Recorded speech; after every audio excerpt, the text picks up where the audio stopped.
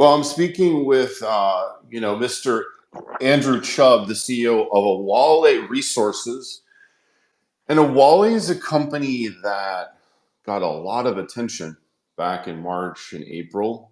Um, at the end of March, the company announced a tremendous drill intercept of 45.7 grams per ton gold over 32 meters at the Charger target. Um, then there was a board, reconstitution, financing, $11.5 million financing closed May 8th. So it's a busy couple months. I feel like things have quieted down a little bit, at least publicly. You guys haven't put out news in a month. But I wanted to hear from you, Andrew, like what's new with Awale? What's been going on? We've been squarely focused on drilling. So we're nearing the end of that program, and that's the reason why I'm headed back down tomorrow evening. And so we've been squarely focused on drilling at the BBM and Charger targets. With the aim of, well, we had roughly 6,000 to 7,000 meters planned, and that's what we will likely finish on in the ensuing sort of week, like toward the end of this week or start of next week.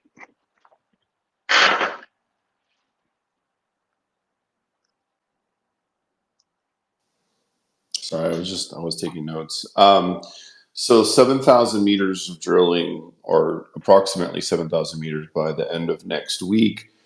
And, everybody was focused on Charger, obviously, because you have that splashy high grade intercept. Sure. Where is the rig now, and what can you tell us about Charger? So we've actually got two rigs on Charger right now to ensure that we get the program complete before it starts to get quite wet. The wet season is upon us.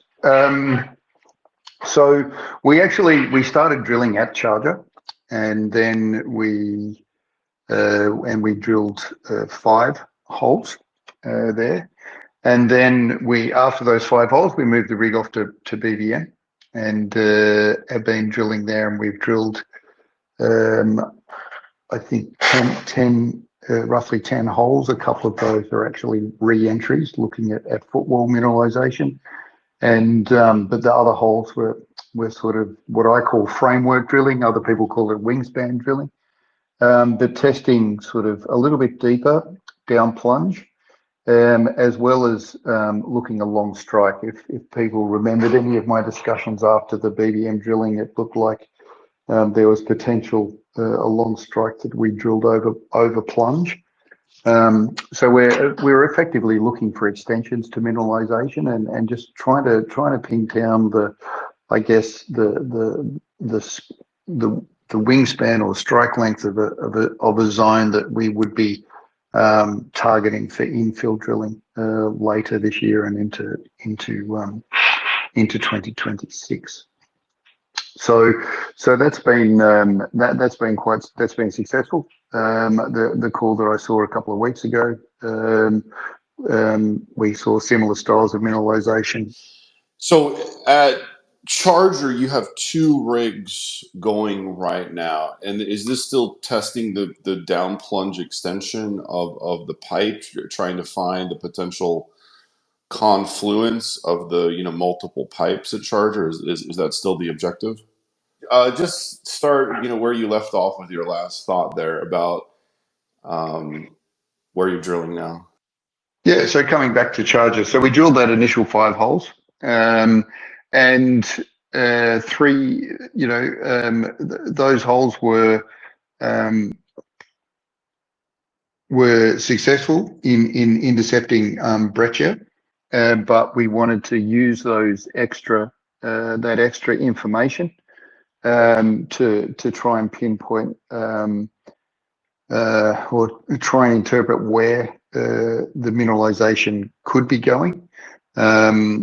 And so we did send the rig off to BBM, and now we're drilling again there with some deeper holes, based on our interpretation over the month hiatus that we had, whilst we went off and drilled holes at BBM. So we're back in and drilling those holes right now, and that's what I'll be going down to have a look at this weekend, next week.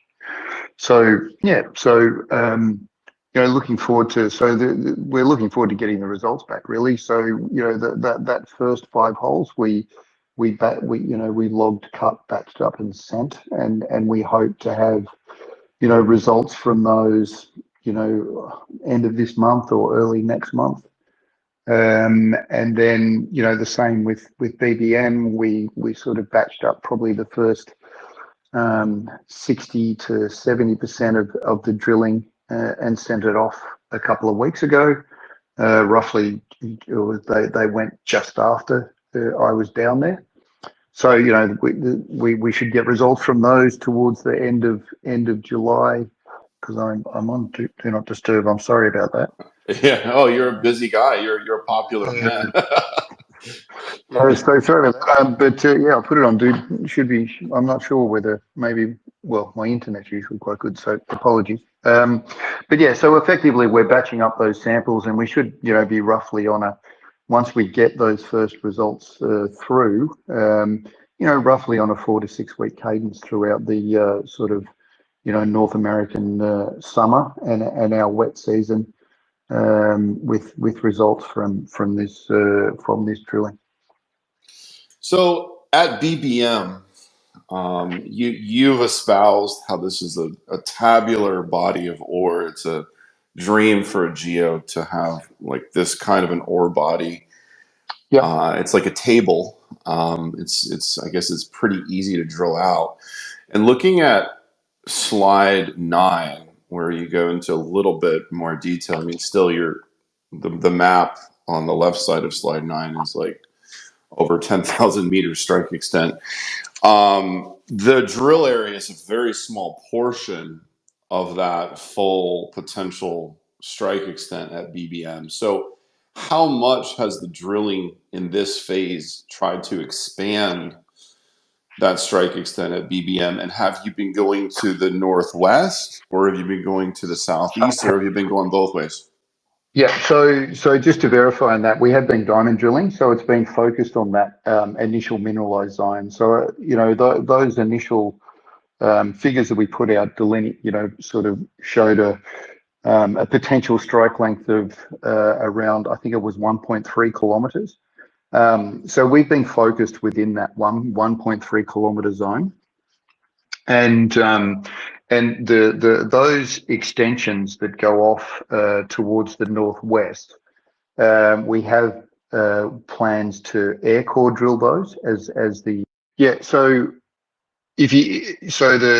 those sort of longer or further strike extents for BBM satellites, if you like, along that 8 to 10 kilometer strike. The air core drilling on those is scheduled to commence after the wet season, so September, October. And this drilling has been focused on that initial 1.3 kilometre zone with diamond coring as the form of drilling we've been using. Okay, and how many holes there have you put into this core area at BBM, and what can you tell us about what you're seeing so far? I mean, you kind of alluded to you looked at some core and you like what you saw. What can you tell us about it? Yeah, so look, we've seen similar minerals, the same kind of mineralization, and we've certainly, so we had an initial 500 meter core zone, which looked particularly nice, and the idea is the interpretation was that we potentially drilled over plunge in toward the northwest and potentially toward the southeast as well. And so it looks like we've extended that zone. that initial 500 meter zone somewhat within that 1.3 kilometers, and the down plunge drilling. So the deeper drilling we've done is looking like similar styles of mineralization as well. And we've also picked up on it's actually the width of mineralization have increased with depth as well. And we have in some zones picked up on a little bit of footwall mineralization. So I think I lost you again. sorry, I'm still here. I am still here. Okay.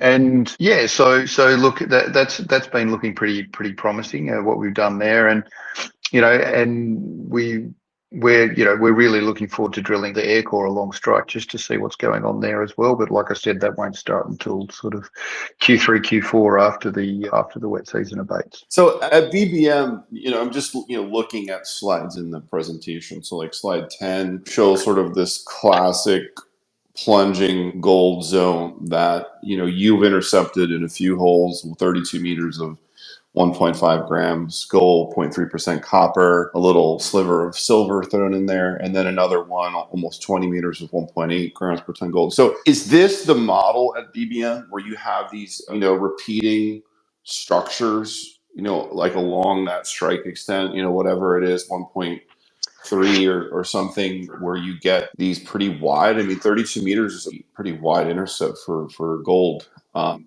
Is this what you're seeing? These structures, repeating along strike? That's the interpretation. So that's we're on a subsidiary structure to a huge, like we call it BBM, and it stands for belt base and margin. And so this is a big structure that goes hundreds of kilometres. Where we are at Odienne, it turns towards the south. And then to the north, it continues to the northwest all the way out through Guinea. Andrew, it's Robert. I lost you again. Is it that you're receiving phone calls, or is it your Wi-Fi, or something else going on? I don't know. I honestly don't know what's going on because my Wi-Fi is usually very good here, and I'm not getting phone calls because I'm on Do Not Disturb. So yeah, I'm not sure why there are dropouts. I'm sorry, but so the idea is that we'll get. I guess there are. It's not 10 kilometers of continuous mineralization. There are zones of higher grade, and the geochemistry appears to be slightly oblique in those zones, oblique to that main northwest structural trend, which would be sort of a mirror to where the that core of mineralization that we've been drilling to date. So the idea is that there's similar zones to that. So that's what we'll be testing when we do that drilling in the air core drilling in Q3, Q4. So yeah, go ahead. So you did ask how many holes we had drilled, and it is at the moment it sits at 10 holes plus 2 re-entries, I think it is. Okay. And so so that brings us to the 100% owned ground, because you alluded to the bigger picture and the bigger setting here. And actually, I really like the Awale presentation, because even somebody who's not an expert can look at slide 5 and see the bigger picture setting and see where the green runs into the pink. 2 billion years old rocks here in this area of Africa.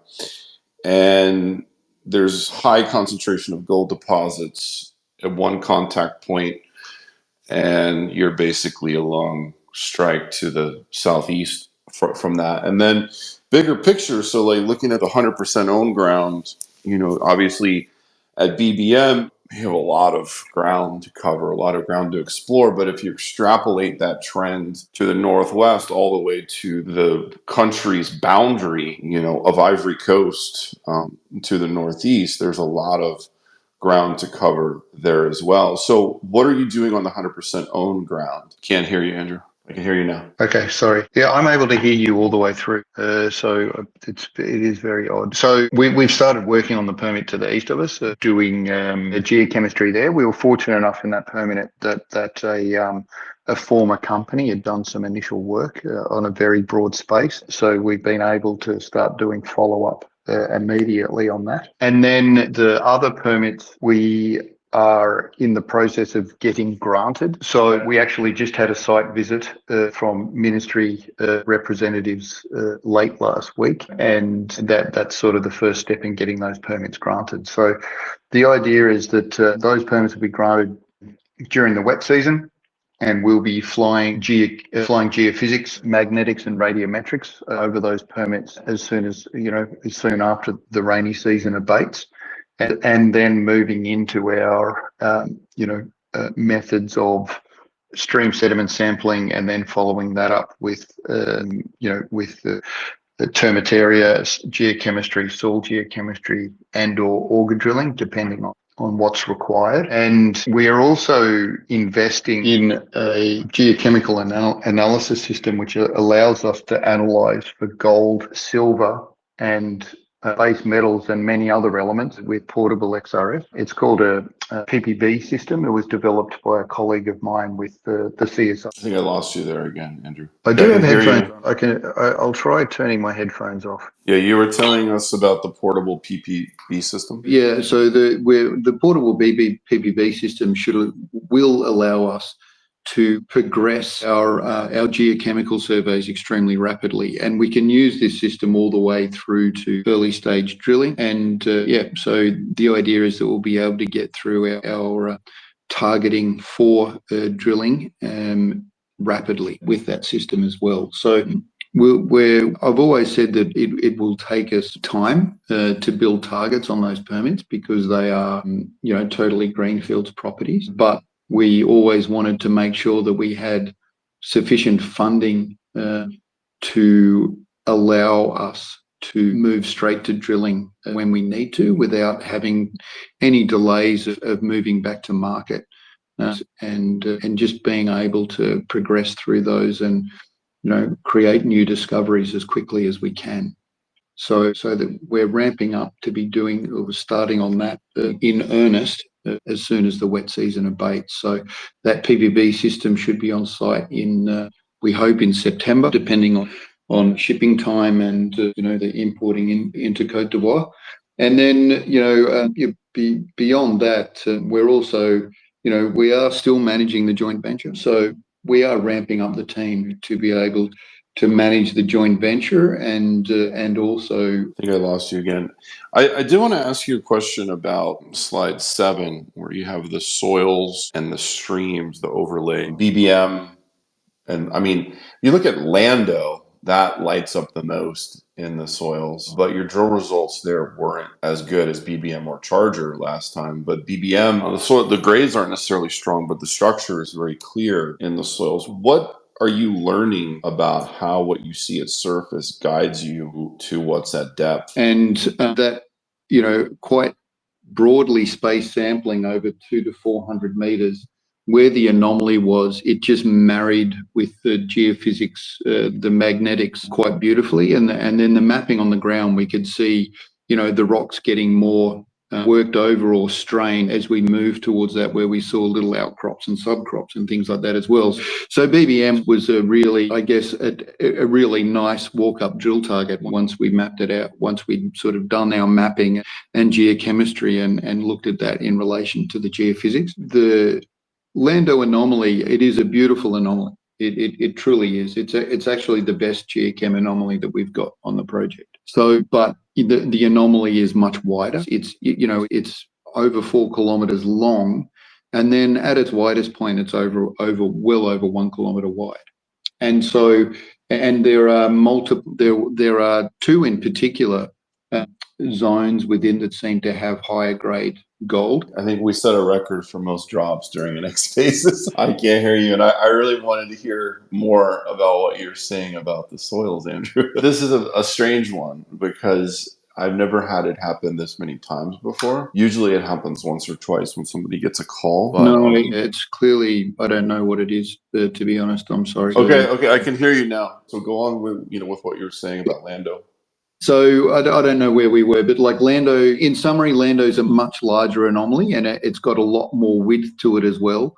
And our initial 4 scout holes were focused on one particular zone where we had the most geological information. It's actually an outcropping ridge that, looked particularly interesting, had and we focused on that zone. So what we want to do now is actually broaden our aspect and not try and target particular things with just a couple of diamond scout holes, where we're going to sort of drill a couple of longer fences of RC drilling all the way across the anomaly, and start to sort of pin it down in fresh rock a little better.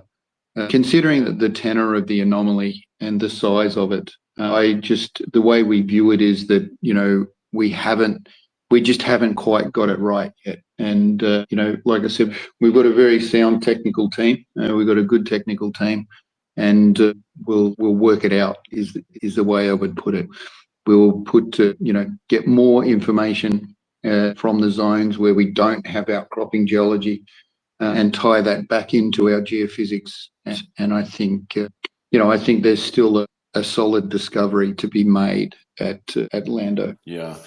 And for anybody who hasn't taken a look at the Awale deck, take a look at slide 7 and really study that map there, and you'll immediately understand why Newmont did a JV on this project. I mean, it's kind of like a no-brainer. Yeah, it's fertile ground, to say the least. Final question, Andrew, and then I'll let you go. The reconstitution of the board, tell us about that, and how does that prepare the company for the future? Did I lose you again? Final question. Come on, Spaces. Let him do one more question. All right, maybe it's a sign. We'll just wrap it up there. We're at the 30-minute mark. Thanks, everybody, for tuning in. We'll do a better version of this one in the future, but I think we got a lot of content here today, and I'll post notes on